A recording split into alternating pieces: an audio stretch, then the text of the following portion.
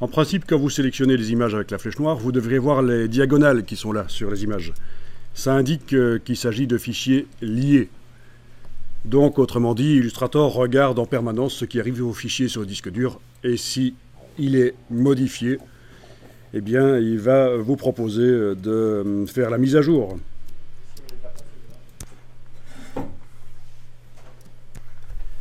Alors, on va commencer par modifier une des 3 images dans Photoshop. Donc, vous allez dans Photoshop, vous passez d'un logiciel à l'autre, et une des 3 images, vous allez la modifier. On va aller voir dans la palette des calques de Photoshop. Donc, ce qu'il faut comprendre ici, c'est que vraiment, pour corriger les couleurs sur les images Illustrator, ben, ça va pas. Il faut le faire par Photoshop. Et vous avez la possibilité de faire fonctionner les 2 logiciels en même temps sur le même fichier. Donc c'est vraiment appeler en renfort un des logiciels pendant que je suis en train de travailler dans un autre. Vous avez un seul calque actuellement. On va ajouter un calque de réglage de type teinte saturation, par exemple. Vous pouvez aller dans le menu calque en haut de l'écran, demander nouveau calque de réglage. Il y a d'autres manières d'ajouter un calque de réglage, mais voilà, ça c'est une des manières. Menu calque en haut de l'écran, nouveau calque de réglage teinte saturation.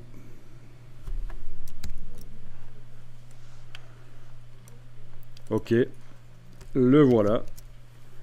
Vous devriez voir le panneau propriété, mais ça, on en a déjà parlé. Si vous ne voyez pas le panneau propriété, vous allez dans le menu fenêtre propriété. Vous pouvez aussi essayer de double-cliquer sur l'icône qui se trouve sur la gauche du calque de réglage.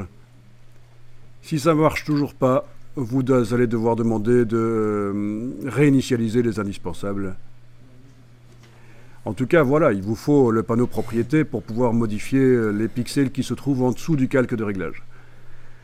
Bon, ben allez-y, ça peut... On a utilisé ça pour faire des corrections assez créatives la fois passée, mais vous pouvez simplement, grâce au panneau teinte, corriger un tout petit peu la coloration de l'image, la saturation. Il y a beaucoup d'images du web qui, en corrigeant un tout petit peu comme ça, deviennent tout de suite plus intéressantes,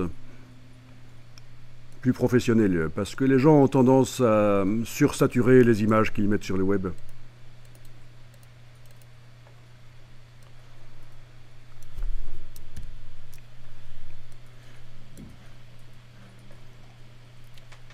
Ne jouez pas sur le curseur luminosité, là, dans le réglage teinte saturation, ça ne marche pas bien.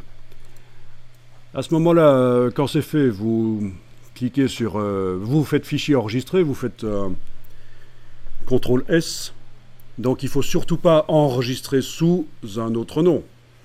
Le nom doit rester le même. On modifie le fichier sur le disque dur. Donc, fichier enregistré. Et puis vous retournez dans Illustrator et vous voyez que Illustrator vous met un message. Il vous dit, tiens, soit il y a des fichiers qui ne sont plus sur le disque dur, ou alors ils ont été modifiés. Voulez-vous mettre à jour? Votre image que vous avez modifiée dans Photoshop, on la voit là, dans Illustrator. Vous allez voir que dès qu'on clique sur oui, elle va changer d'aspect, elle va ressembler à ce qu'elle est dans Photoshop. Donc on répond oui. Et voilà, elle a changé d'aspect, c'est subtil, mais ça a changé d'aspect. Je vais y aller un peu plus fort pour l'image suivante.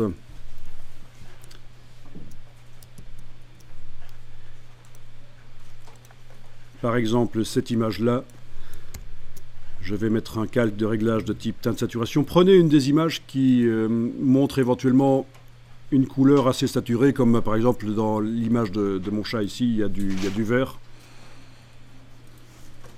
Donc menu calque, nouveau calque de réglage de type teinte saturation. Voilà.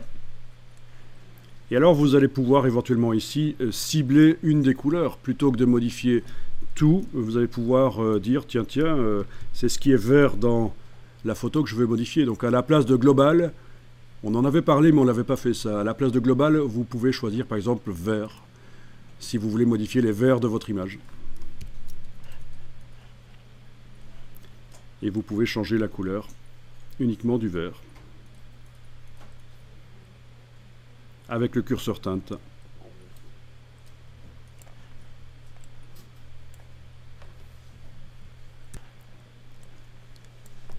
Le panneau propriété, on peut l'agrandir avec la petite case en bas à droite.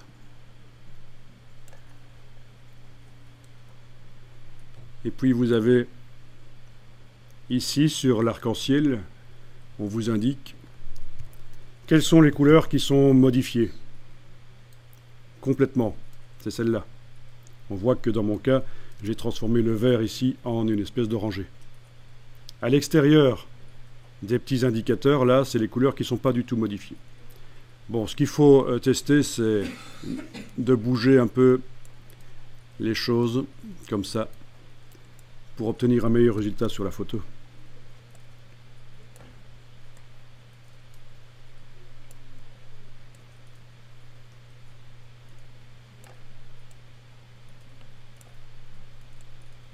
Mais vous n'êtes pas obligé d'aller jusque-là, en fait. Je vous montre juste qu'en cas de petits problèmes, pour arriver à vraiment modifier la couleur qu'on veut, c'est ça qu'il faudra aller changer, c'est le ciblage, en fait.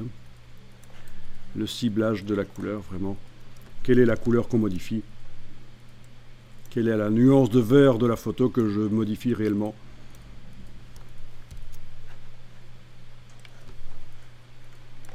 Bon.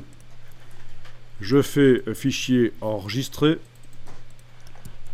je vais dans Illustrator et je vais cliquer sur oui, je veux mettre à jour le lien. Et voilà, c'est mis à jour. Donc même si Illustrator n'a pas tous les outils pour corriger les couleurs sur les photos, on peut le faire par Photoshop. Il suffit d'utiliser un fichier Photoshop dans Illustrator et ce sera la même chose dans InDesign. Vous aurez intérêt à utiliser des fichiers Photoshop. Pour la même raison, parce que vous allez pouvoir les corriger par Photoshop en parallèle. Pendant que vous serez en train de faire la mise en page, vous pourrez corriger les photos dans Photoshop et voir directement ce que ça donne dans la mise en page.